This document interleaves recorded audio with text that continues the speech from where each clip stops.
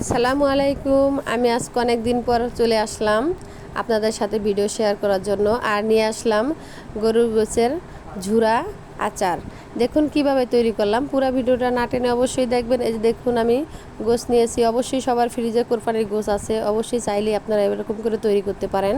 এরকম করে আমি কেটে নিয়েছি, দেখতেই পারছেন। সবগুলি আমি কেটে নিলাম, প্রায় 1 কেজির উপরে নিয়েছি গোশ, দেখতেই পাচ্ছেন অনেকগুলি গোশ নিয়েছি। আর এখন এরকম সাইজের কেটে নিয়েছি। কেটে নেওয়ার পর এটাকে আমি ধুয়ে নিয়েছি আর দিয়ে দিয়েছি আদা বাটা, রসুন বাটা 2 চামচ করে, দিয়ে দিয়েছি জিরা বাটা, লবণ, আর দিয়ে দিলাম সব ধরনের মশলা আমি বেটে রেখেছি, ওটা দিয়ে দিলাম। পরিমাণ মতন দিয়ে দিলাম হলুদের গুঁড়া, মরিচের গুঁড়া, আর দিয়ে দেব সরিষার তেল। এটা দিয়ে আমি ভালোভাবে একটু মেখে নেব।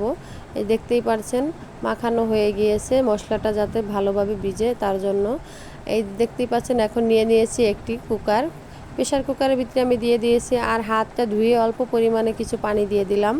কুকারে দিলে অবশ্যই দেখতেই পাচ্ছেন, এই যে দেখুন 3টা শীষ আসার পরে দেখুন কীরকম হয়ে গেছে, একদম সিদ্ধ হয়ে গেছে।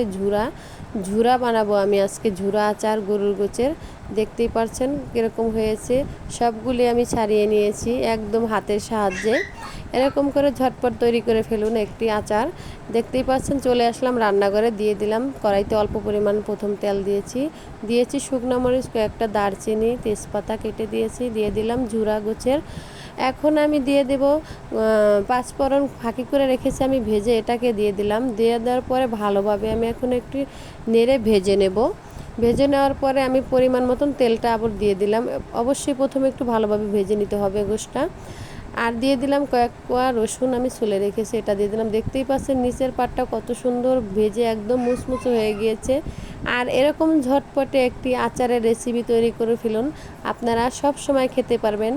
যেভাবে খেতে ইচ্ছে করে, মুড়ি দিয়ে, খিচুড়ি দিয়ে, যে কোনো নাস্তার সাথে খেতে পারেন। আপনাদের অবশ্যই পরোটা দিয়েও খেতে পারবেন। এরকম ঝটপট একটি আচার তৈরি করে ফেলুন। ঝুরা আচার তৈরি হয়ে গিয়েছে। এখন আমি এরকম একটি, দেখতেই পাচ্ছেন, বয়ম নিয়েছি।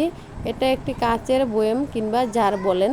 এটার ভিতরে আমি এখন সবগুলি আচার তুলে নেব যতটুকু ধরে এটায়।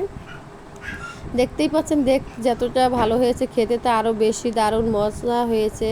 এত মজা হয়েছে আর এত সহজে এই আচারটা তৈরি করে ফেলবেন বাসায় আমার এই ভিডিওটা দেখে, আর সারা বছর সংরক্ষণ করে রেখে খেতে পারবেন। আর আমার ভিডিওটা ভালো লাগলে অবশ্যই আমার চ্যানেলটাকে সাবস্ক্রাইব করবেন, শেয়ার করবেন, ফলো করবেন, আর আমার জন্য দোয়া করবেন। দেখতেই পাচ্ছেন কত সুন্দর হয়ে গিয়েছে। ভালো থাকবেন। আল্লাহ হাফেজ।